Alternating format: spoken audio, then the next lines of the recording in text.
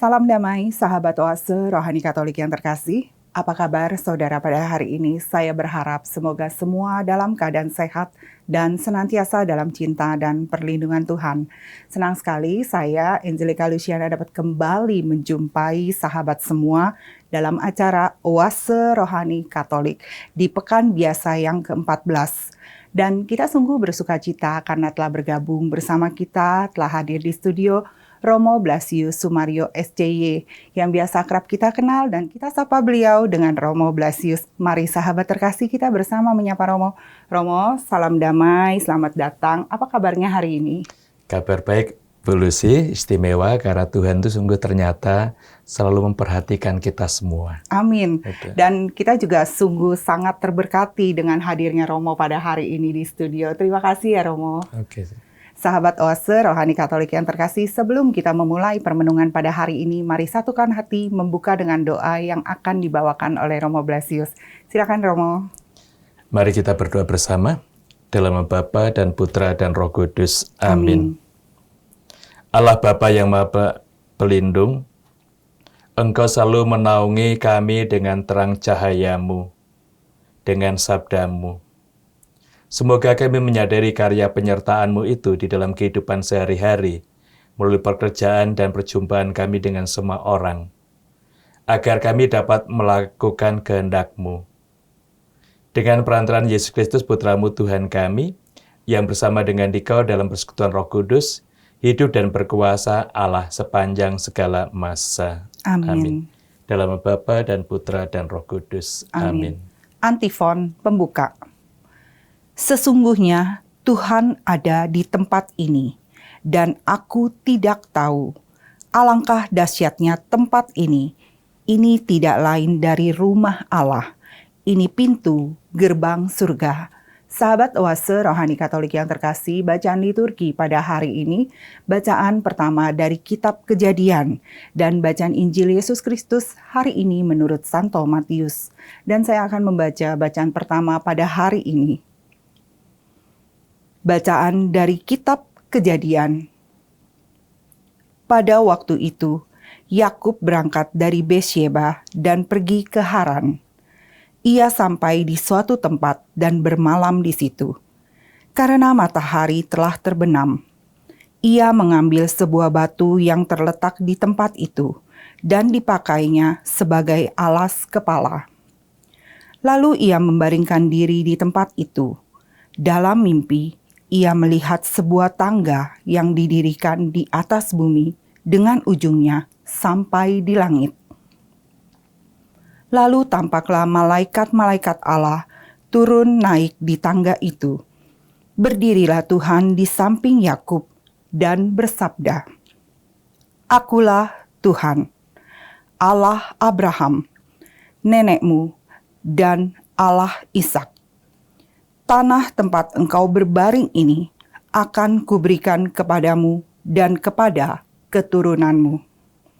Keturunanmu akan menjadi seperti debu di tanah banyaknya, dan engkau akan mengembang ke sebelah timur, barat, utara, dan selatan. Melalui engkau dan melalui keturunanmu, semua kaum di muka bumi akan mendapat berkat.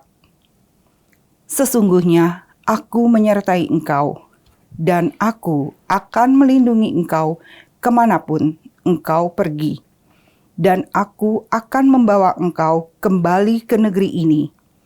Aku tidak akan meninggalkan dikau. Aku akan melakukan apa yang kujanjikan kepadamu."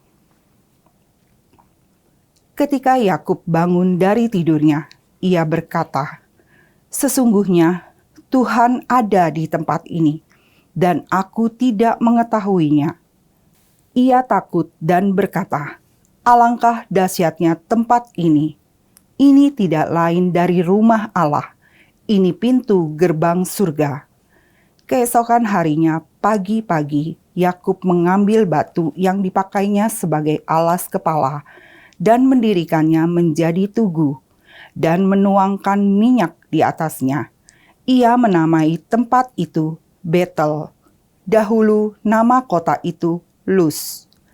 Lalu bernasarlah Yakub, "Jika Allah menyertai dan melindungi aku di jalan yang kutempuh ini, dan jika Ia memberikan kepadaku roti yang dimakan serta pakaian untuk dipakai, sehingga aku selamat kembali ke rumah ayahku, maka Tuhan akan menjadi Allahku.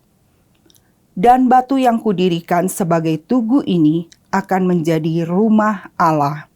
Dari segala yang Engkau berikan kepadaku, akan selalu kupersembahkan 1/10 kepadamu." Demikianlah sabda Tuhan. Syukur kepada Allah. Mazmur tanggapan. Allahku, padamulah aku percaya. Allahku, padamulah aku percaya. Orang yang duduk dalam lindungan yang maha tinggi dan bermalam dalam naungan yang maha kuasa akan berkata kepada Tuhan, "Tuhanlah tempat perlindungan dan kubu pertahananku, Allahku yang kupercayai." Allahku, padamu aku percaya. Sungguh, Dialah yang melepaskan engkau dari jerat penangkap burung, dari penyakit sampar yang busuk. Dengan kepaknya, Ia akan menundungi engkau. Di bawah sayapnya, engkau akan berlindung. Kesetiaannya adalah perisai dan pagar tembok. Allahku, padamulah aku percaya. Sungguh hatinya melekat kepadaku, maka aku akan meluputkannya. Aku akan membentenginya, sebab ia mengenal namaku. Bila ia berseru kepadaku, aku akan menjawab. Aku akan menyertai dia dalam kesesakan. Allahku, padamulah aku percaya. Sahabat Oase Rohani Katolik yang terkasih, sekarang marilah kita siapkan hati untuk mendengarkan bacaan Injil. Haleluya, haleluya, haleluya. Haleluya, haleluya, haleluya. Penebus kita Yesus Kristus telah membinasakan maut dan menerangi hidup dengan Injil. Haleluya, haleluya, haleluya. Tuhan bersamamu. Dan bersama rohmu. Inilah Injil Yesus Kristus menurut Santo Matius. Dimuliakanlah Tuhan. Matius bab 9 ayat 18 sampai dengan 26. Sekali peristiwa datanglah kepada Yesus seorang kepala rumah ibadat. Ia menyembah Dia dan berkata, "Anakku perempuan baru saja meninggal, tetapi datanglah, letakkanlah tanganmu atasnya, maka ia akan hidup." Lalu Yesus pun bangun dan bersama murid-muridnya mengikuti orang itu. Pada waktu itu, seorang wanita yang sudah 12 tahun lamanya menderita pendarahan, maju mendekati Yesus dari belakang dan menjamah jubah-jubahnya.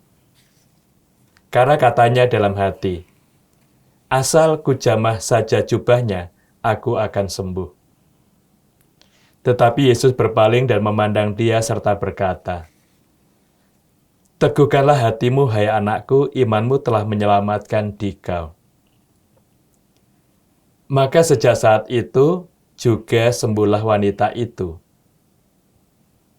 Ketika Yesus tiba di rumah kepala rumah ibadat itu, ia melihat peniup-peniup seruling, serta orang banyak yang ribut.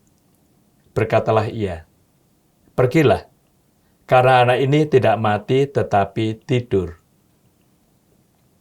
Tetapi mereka mentertawakan dia. Setelah orang banyak itu diusir, Yesus masuk, dipegangnya tangan si anak. Lalu bangkitlah anak itu. Maka tersiarlah kabar tentang hal itu ke seluruh daerah. Demikianlah Injil Tuhan. Terpujilah Kristus. Romo Blasius, dari bacaan pada hari ini dari kitab Kejadian, ada hikmat dan sukacita apa, Romo?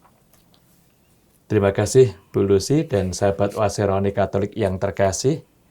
Melalui Warta Keselamatan hari ini disadarkan kepada kita bahwa Tuhan itu Allah dari generasi ke generasi.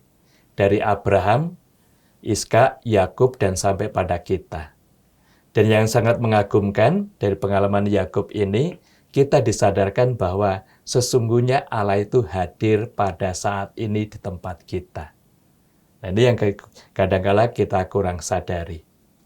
Mencermati dalam bacaan pertama sungguh menarik. Diungkapkan cukup jelas Yakub berjalan dari Berseba ke Haran. Kita tahu Berseba itu kalau mempelajari peta kitab suci Perjanjian Lama, ada di sebelah selatan Gaza dan Yerusalem. Sementara Haran itu ada di timur laut Galilea, wilayah yang begitu jauh. Nah, dalam perjalanan menuju ke Haran itu, Yakub ingin beristirahat. Dan dia ambil batu untuk menempatkan kepalanya. Baru dia dalam tidur itu melihat bahwa ada tangga dari bumi ini ke langit tempat Allah dan malaikat turun naik tempat menghubungkan manusia dengan Allah itu.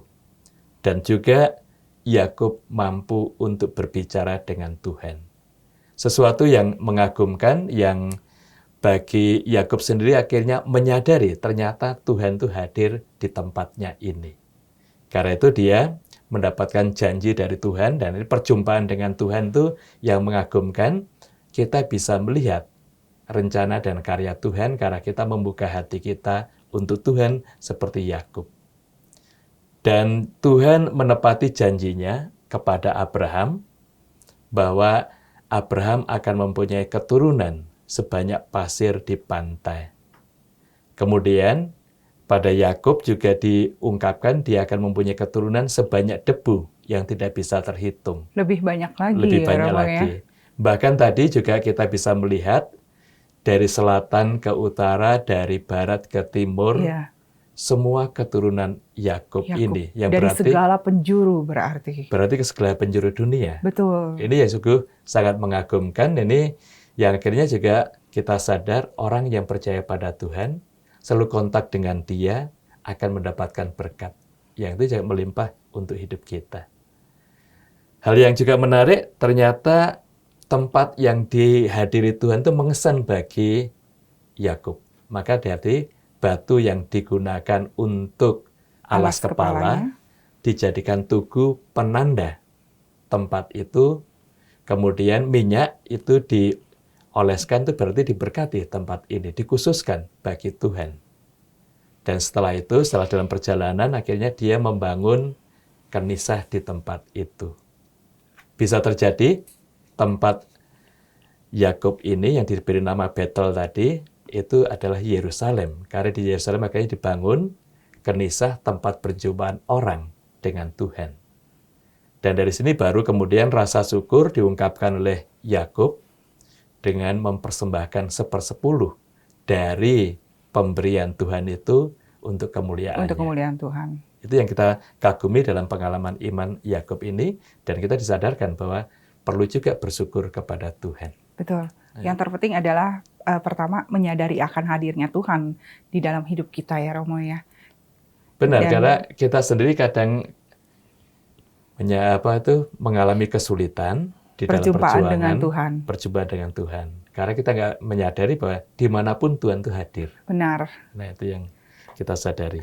Iya, tadi kalau dalam perjumpaan Yakub begitu unik dan istimewa ya Romo. Di dalam tidur, di dalam keheningan, di situ Tuhan ada dan hadir. Kita zaman sekarang ini kadang menyadari hadirnya Tuhan, kita di dalam doa. Tapi kadang-kadang kita juga tidak terlalu bisa fokus ya Romo ya. Terus kadang-kadang kita kurang merasakan hadirnya Allah, sapaannya Allah melalui doa-doa kita. Ini kita bisa belajar dari Yakub dan apa yang dia lakukan. Dia kan tadi tidur di alam terbuka, pandangannya ke langit. Iya. Karena dia berbaring tuh, dengan batu di atas kepala, di dasar kepalanya tadi. Nah, langit itu bagi mereka ini tempatnya Allah, tatanya Allah. Karena pada malam hari itu sebenarnya dia memusatkan perhatian di tempatnya Allah itu. Dan ternyata di situ dia melihat ada penghubung tangga itu, dan dengan memusatkan perhatian pada Allah itu, Allah menanggapi, mengutus malaikatnya turun berjumpa dengan dia. Nah, di sini yang juga bisa kita sadari bahwa doa itu bagi kita tangga untuk bertemu dengan Tuhan. Karena itu akhirnya kalau kita memusatkan diri kita dengan Tuhan dalam doa kita, itu yang akhirnya kita juga bisa menyadari, disinilah saat ini Tuhan hadir untuk saya. Dan saya juga hadir untuk Tuhan. Nah, mengapa kita kurang konsentrasi dalam doa? Karena kita tidak persis atau tidak seluruhnya perhatian kita tertuju pada Tuhan yang hadir. Biasanya perhatian kita tertuju pada permasalahan yang mau kita sampaikan ya, Romo. kebutuhan yang tidak kita bawa. Betul. Sehingga meskipun Tuhan ada di hadapan kita, tapi serasa jauh gitu. jauh, karena kita hanya pada permasalahan itu. Iya, benar. Nah, itu yang sering kita alami dalam doa-doa kita. Padahal di sini ini, saat ini Tuhan hadir untuk saya dalam doa saya. Iya. Nah, karena itu sekarang perlu kita perhatikan bahwa kita perlu untuk menyadari Tuhan hadir untuk saya dalam doa, dan saya berdoa untuk Tuhan. Nah, itu ada komunikasi yang Dua arah. timbal balik, rahmat Tuhan akan terjadi, diberikan pada kita. Iya.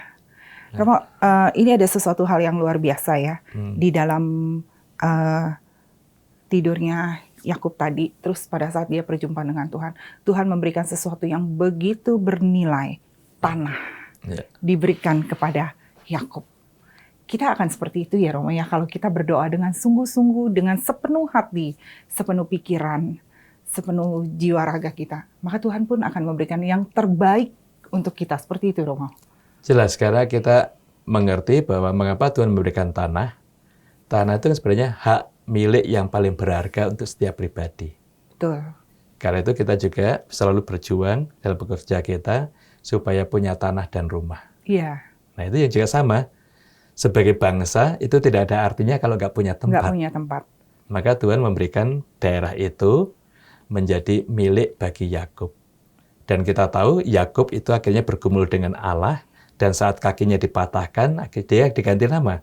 Bukan Yakub lagi, itu Israel. Israel. Nah, itu yang jelas bahwa Tuhan memberikan tanah itu untuk bangsa ini, itu dengan maksud supaya mereka tumbuh dalam iman dan kasih. Mempunyai identitas tersendiri. Seperti kita juga, diri kita akan dikenal, identitas kita, dengan alamat rumah kita. Benar. Itu sesuatu yang akhirnya kita sadari bahwa tanah dan rumah itu menjadi bagian penting di dalam hidup manusia. Maka Tuhan memberikan hal yang penting itu bagi kita.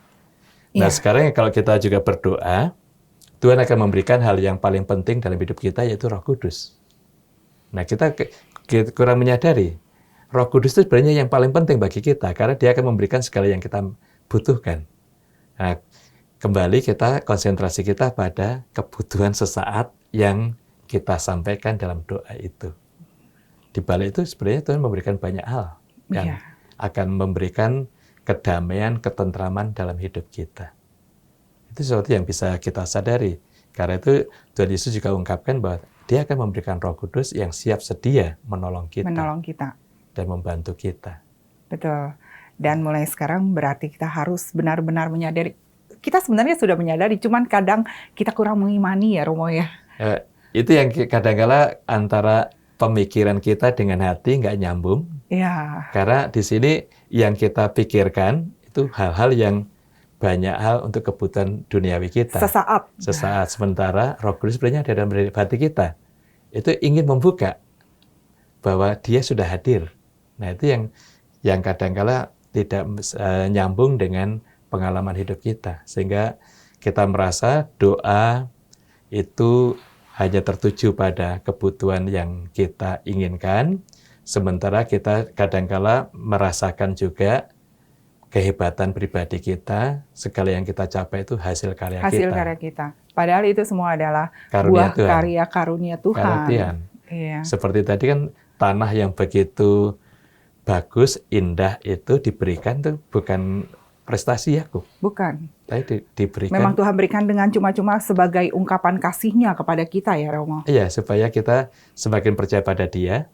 Kita bisa berkarya. Berkarya dan juga semakin mencintai orang lain. Benar. Itu yang terpenting, karena tadi keturunannya kan memenuhi bumi. Iya. Berarti kan semua orang itu menjadi sahabat dan saudara kita yang perlu kita cintai, perlu kita kembangkan kasih kita untuk mereka ini. Betul. Dan ada yang menarik ya Romo ya, dari yang Tuhan sudah berikan kepada Yakub. Terus kemudian Yakub langsung menyadari bahwa kemurahan hati Tuhan dan dia bernasar bahwa apapun yang dia dapat, dia akan berikan 1/10 untuk kemuliaan Tuhan. Kadangkala kita sudah mendapatkan segala sesuatu yang baik, kita lupa bersyukur ya Romo ya. Nah ini yang pengalaman kita kadang-kala juga itu tadi, kalau kita merasakan itu hasil prestasi saya, jerih payah saya. Ya buat saya sendiri. Buat saya, dan itu kurang bersyukur. Padahal kalau kita bersyukur, itu Tuhan juga akan melimpahkan banyak hal untuk Benar kita. sekali. Lalu juga bisa kita sadari sebagai seberapa kita bersyukur ya bagaimana kita mengungkapkan isi hati kita pada Tuhan. Kemudian juga persembahan-persembahan yang kita berikan pada Tuhan sebenarnya rasa syukur kepada kita. Nah dalam teks ini beberapa gereja mewajibkan warganya untuk mempersembahkan 1/10 dari penghasilan, dari apa yang kita dapatkan. Ya, itu sebenarnya dasarnya dari pengalaman Yakub ini. Tapi kita enggak. Kita bagaimana kita bersyukur, yaitu akhirnya kita sendiri yang tahu rasa syukur kita pada Tuhan, dan semakin kita bersyukur, pasti Tuhan semakin melimpahkan berkat-Nya untuk sekali. kita. Benar. Jadi jangan pernah takut untuk mengungkapkan rasa syukur kita dengan berbagi kepada sesama ya Romo ya. Karena kita tidak akan pernah berkekurangan untuk berbagi. Malah Tuhan akan melimpahkan. Ya benar, karena kita sebenarnya menjadi tangan-tangan Tuhan. Benar. Untuk melimpahkan kasih-Nya kepada orang-orang yang menderita. Iya. Sehingga kalau kita memberikan persembahan, kita bagikan, dan kita sampaikan kepada mereka semua, justru kita ini mewujudkan kasih Tuhan untuk saudara-saudara kita yang berkekurangan. Kita menjadi bagian dari karya Tuhan itu. Dan ini juga menjadi bagi kita memberikan kesejahteraan untuk mereka juga. Itu yang kita hendak kembangkan dalam kehidupan kita, di keuskupan kita ini, melayani dan memberikan kesejahteraan untuk saudara-saudara kita. Benar. Romo, ini menarik sekali, tapi kita akan jeda sesaat dahulu ya Romo. Sahabat Oase Rohani Katolik yang terkasih, kita akan merenungkan sesaat apa yang sudah disampaikan oleh Romo Blasius. Dan kita akan kembali pada perbincangan rohani di sesi yang kedua.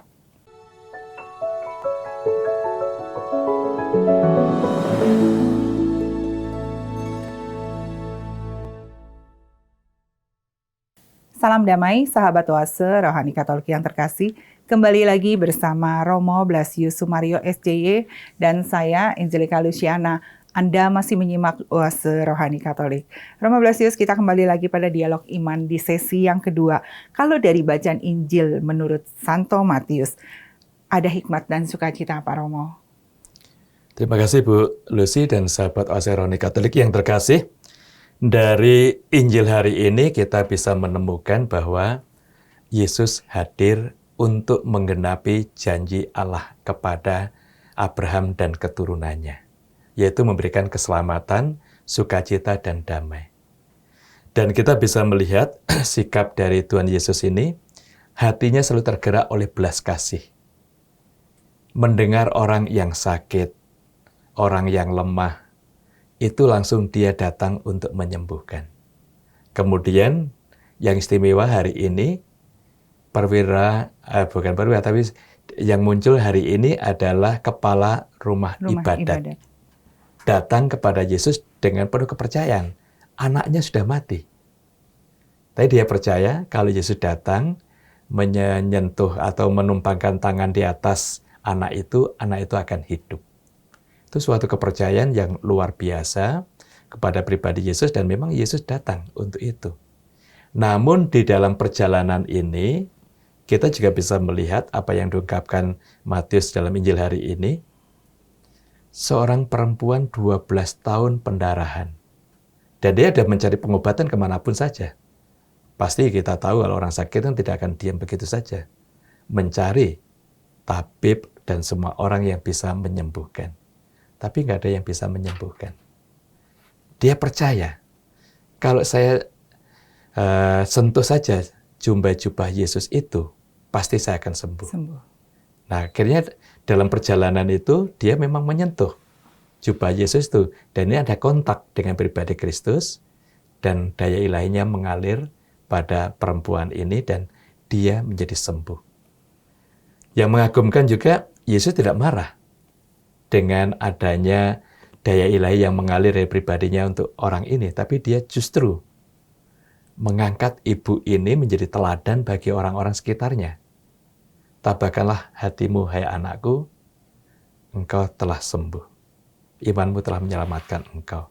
Iman bahwa aku menyentuh jubah Yesus saja aku sembuh, itu akhirnya diwartakan oleh Yesus kepada orang-orang sekitarnya, supaya orang lain juga, kita semua, semakin percaya kepada Yesus.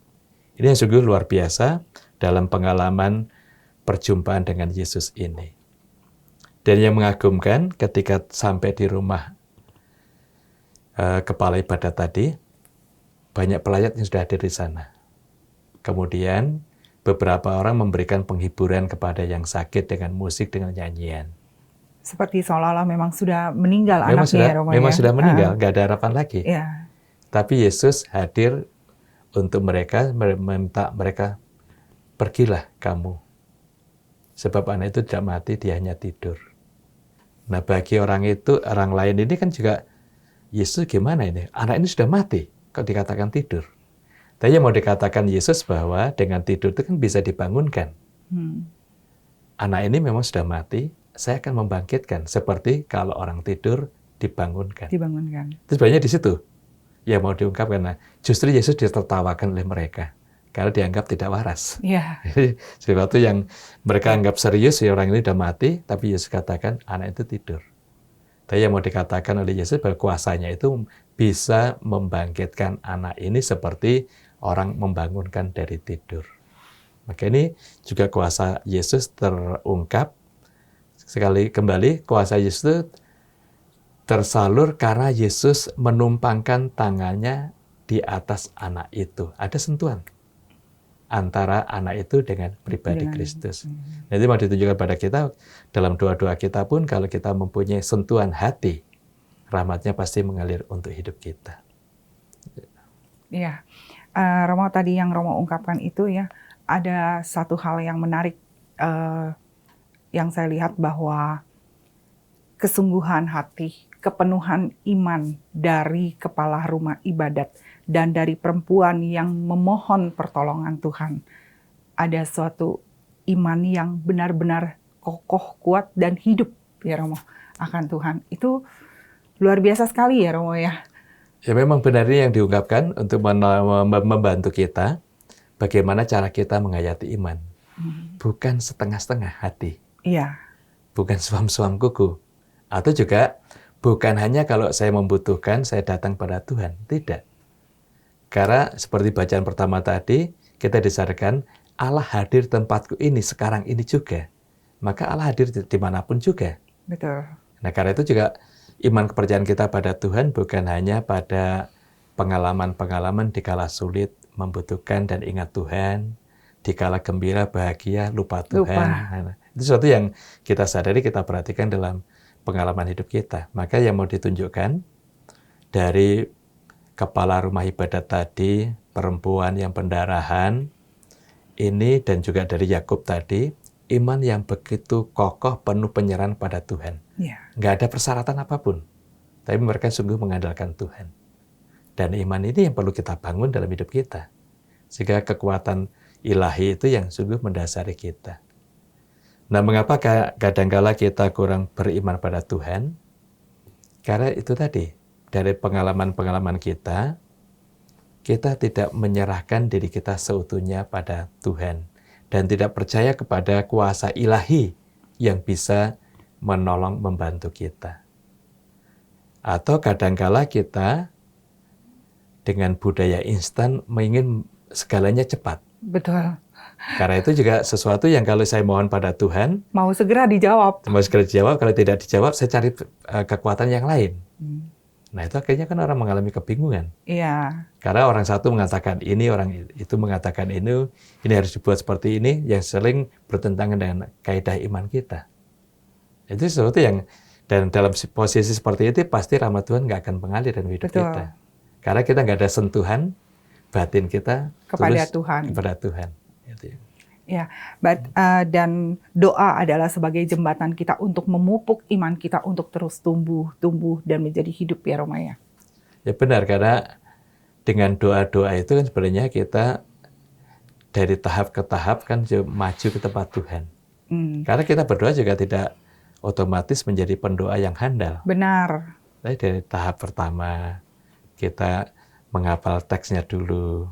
Ya. Baru kemudian tahap kedua kita membuka hati kesadaran. Ternyata Allah hadir tempat saya ini mendengarkan doa saya.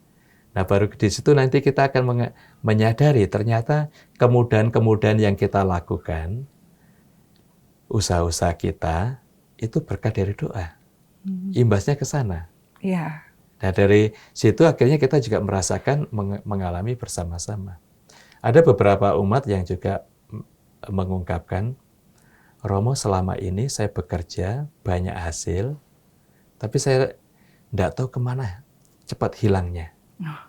Tapi setelah saya ikut melayani gereja, saya berdoa, saya juga hasil saya itu tetap mengalir melimpah, tapi saya merasakan manfaatnya. Dan juga banyak orang lain yang merasakan manfaat dari hasil saya kerja itu. Ya. Ada suatu pengalaman yang konkret ya, dalam arti dia bekerja mendapatkan hasil selama ini entah kemana, dia nggak merasa. Tapi selalu merasa kurang. Tapi setelah dia melayani Tuhan, ikut terlibat dalam menggereja, memasyarakat, juga membagikan hasil kerja itu pada sesama, justru di sini sukacitanya mengalir. Dan dia tidak mengalami kekurangan lagi. Itu sesuatu yang kita sadari bahwa dengan berdoa itu rahmatnya melimpah, mengalir dalam hidup kita, yang kita usahakan pun diberkati. Benar. Dan akhirnya batin kita juga merasakan ketenangan. Iya, dan ada sukacita tersendiri pasti yang kita akan rasakan dari rahmat dan nikmat yang Tuhan berikan kepada kita ya Romo. Benar, karena pertama yang perlu kita kembangkan adalah ketenangan dalam batin kita. Nah, ini yang terpenting. Dan pemazmur juga ungkapkan, hanya pada Tuhanlah hatiku tenang. Berarti hanya komunikasi dan kontak persatuan dengan Tuhan itu mengalami ketenangan dalam batin kita. Iya. Kemudian dalam pekerjaan kita bekerja bukan diri kita sendiri, kok. Allah juga bekerja memberikan rahmat kepada kita. Iya. Bahkan pekerjaan yang kita miliki itu sebenarnya karunia Tuhan. Iya, betul. Supaya kita mengembangkan potensi diri kita, kemudian kita juga merasakan kekuatan dan rahmat yang selalu melimpah dalam pribadi kita. Iya. Dan semoga kita pada hari ini yang mendengarkan sabda Tuhan melalui Romo Blasius, kita benar-benar bisa di dalam doa kita merasakan hadirnya Allah, dan kita bisa melalui permohonan dan sembah syukur kita menyentuh hatinya Allah, sehingga sukacita kita pun akan bisa dirasakan bagi sesama, dan kita bisa boleh menjadi kepanjangan rahmat dan tangan Tuhan bagi sesama. Seperti itu ya Romo ya. Benar, karena kalau kita lihat dari perjumpaan seorang kepala rumah ibadat tadi, dan juga perjumpaan perempuan yang pendaran 12 tahun tadi, akhirnya mereka juga merasakan, sungguh dengan iman, kepesaran dengan Tuhan itu, dan kerendahan hati, ternyata Yesus itu selalu tergerak hatinya, dan saat itu juga tidak menunda, langsung memberikan yang sangat dibutuhkan. Ya. Kesembuhan bagi seorang perempuan tadi, dan kehidupan bagi anak itu. Bagi anak yang sudah meninggal tadi. Iya. Nah sebenarnya itu untuk menunjukkan kuasa dan karya Allah dalam kehidupan kita, sehingga kita semakin yakin bahwa disinilah Tuhan juga hadir untuk kita. Lalu kemudian juga dalam iman kepercayaan kita tidak pernah ditinggalkan Tuhan. Dia selalu hadir untuk kita. Nah kadang-kadang kan dalam kesulitan-kesulitan kita, penderitaan, atau dalam waktu sakit, kita merasa dihukum oleh Tuhan. kita ditinggalkan Tuhan. Tidak. Salah itu justru Salah. ya Romo. Justru disinilah kesempatan bagi kita mengharapkan rahmat-Nya. Dia akan hadir. Iya. Asal kita memohon dengan rendah hati dan penuh kepercayaan.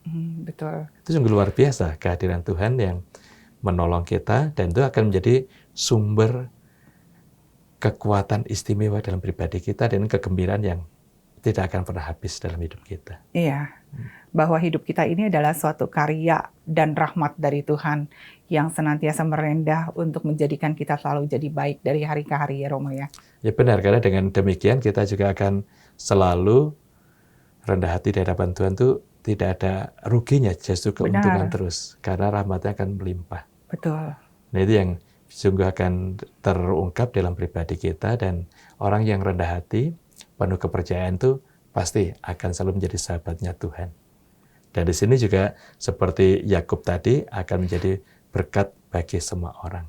Tuhan sebenarnya tadi mengungkapkan bagi Yakub dan keturunannya akan menjadi sumber berkat bagi sesama. Demikian juga diri kita yang menghayati iman dan kasih, perjumpaan dengan Tuhan, menerima rahmat-Nya, kita juga diajak untuk menjadi sumber berkat bagi orang lain. Iya. Dan Romo Blasius ini adalah salah satu contoh teladan saya bagaimana beliau selalu rendah hati. Dari tutur kata, dari setiap kali kita kontak Romo, ada siaran nih, wah Romo selalu dengan penuh kerendahan hati, oke baik, langsung dikasih jadwal. Romo luar biasa sekali loh, pada hari ini Roh Kudus benar-benar tercurah melalui sabda yang Romo wartakan, memberikan inspirasi dan semangat dalam kehidupan beriman kita. Terima kasih ya Romo. Terima kasih sama sekali. Iya, sahabat Oase Rohani Katolik yang terkasih, usai sudah kebersamaan kita pada hari ini. Saya, Angelica Luciana dan Romo Blasius Sumario SCY, mohon pamit dari ruang dengar Anda. Sekarang marilah kita satukan hati, menutup dengan doa dan mohon berkat Allah melalui Romo Blasius. Marilah kita mohon berkat Tuhan dan kita bersyukur atas segala perjumpaan kita dengan Tuhan dalam kehidupan dan juga dalam sabdanya. Dalam nama Bapa dan Putra dan Roh Kudus. Amin. Allah Bapa sumber kekudusan, kami telah menerima Putra-Mu sebagai jaminan keselamatan dan kehidupan abadi. Dia yang selalu tergerak hati oleh belas kasih, hadir untuk menolong yang lemah, yang sakit, dan menyembuhkan mereka semua. Maka sembuhkanlah saudara-saudari kami yang kini sedang sakit, baik di rumah maupun di rumah sakit. Terutama juga untuk Oma dan Opa yang membutuhkan kehadiran-Mu. Hadirlah bersama dengan mereka agar mereka merasakan sukacita, kegembiraan, kebahagiaan. Semoga kami semua Kau jiwai dengan semangat Putra-Mu dan Kau perkenankan menyatukan suara bersama pujian para malaikat di surga dan perantara Kristus Tuhan dan pengantara kami.